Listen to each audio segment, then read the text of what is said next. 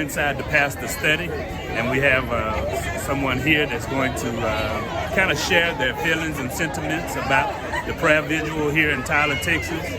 Go ahead, ma'am.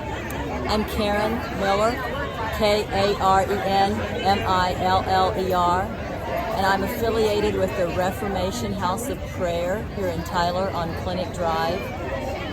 And I'm here because I care about the community, and I know God cares about our city and our county, and everyone has been so disheartened with what's happening across our country right now, and I just want to be here to support.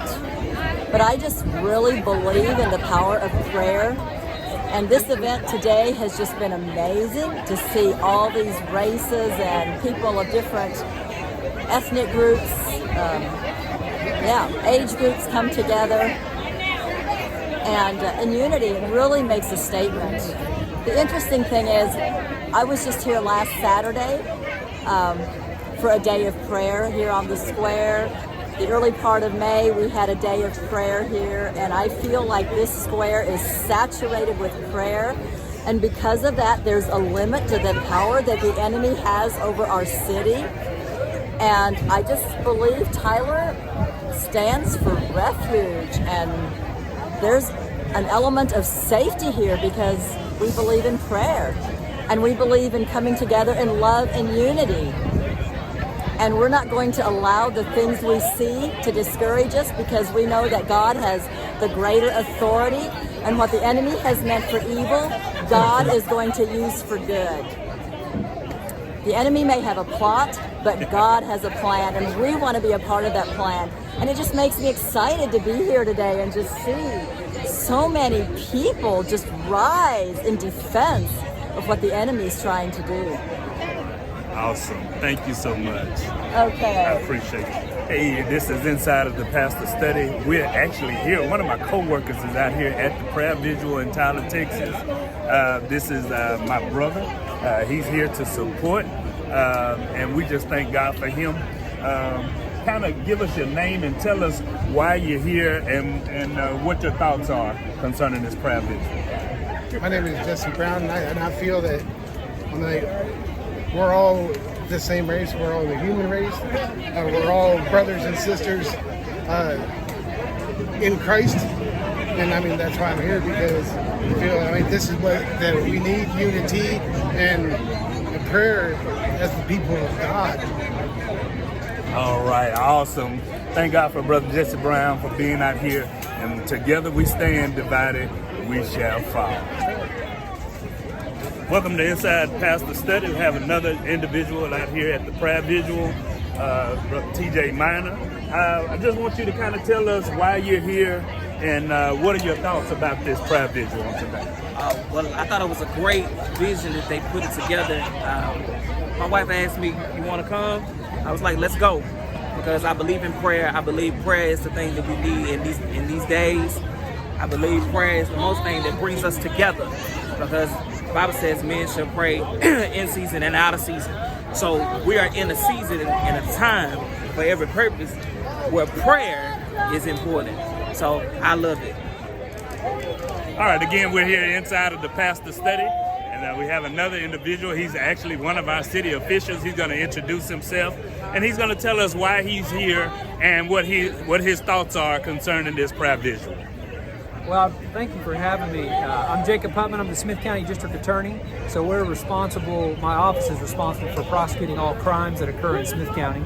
So we were invited here. Commissioner Hampton organized this event for community prayer, and I'm really grateful that she did. So many community leaders and citizens together praying for our community, that we could come together and listen to each other. I really feel like that's what's most important and missing from many of these communities we see on TV, is that we don't listen to each other, we don't talk to each other, we don't know our neighbors, our police don't know the people they're policing, and if they could do that, they would realize that they have more in common than they have different. Again, we're here inside of the pastor study. We also have another one of our city officials, that are with us. He's going to tell us who he is, introduce himself, and why he's here, and what his thoughts are on the Proud Visual. I'm Larry Smith. I'm sheriff of Smith County.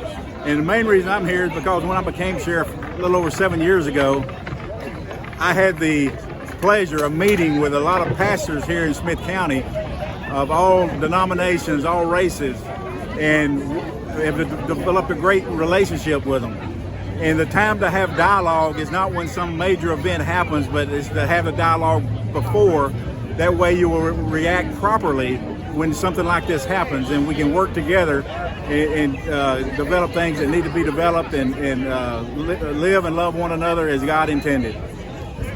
Here we are inside of the pastor study. Again, we have another individual who's out here at the Proud Visual in Tyler, Texas. Why don't you introduce yourself and tell us why you're here and what your thoughts are on the Proud Visual. Okay, well, my name is Kristen Bentley, and I have an organization called Texas Freedom Coalition. And I actually had no idea that this was happening today. I just got back from a weekend in Dallas late last night, and I met my friend Bob Brewer at the Commissioner's Court because we've been speaking out for the last 8 weeks to basically try and get our government reopened, our people reopened, and just make sure that everyone is following the Constitution. Because I am a constitutionalist who believes in life, liberty, and the pursuit of happiness for all people. And I speak out against all abuse of power in our government, no matter who you are, where you came from, what you did in your past. And so when I heard this was happening today, I ended up staying much longer than I had planned. Had lunch and then came right over, and I believe that so many of my prayers have been answered just in this event that occurred today in Tyler. My feelings on what we've just witnessed today, I think it was very good. I think it was something that we all need to hear. But what I've learned just being in the school system is that there's the educational part where we learn all about the curriculum, but then it's life application. How are you going to apply this once it's all done? And so everybody has heard, and everybody has been educated on how we all need to get together, and the police brutality and different things of that sort. But now, how are we going to apply this so that it will bring some fruition to this situation?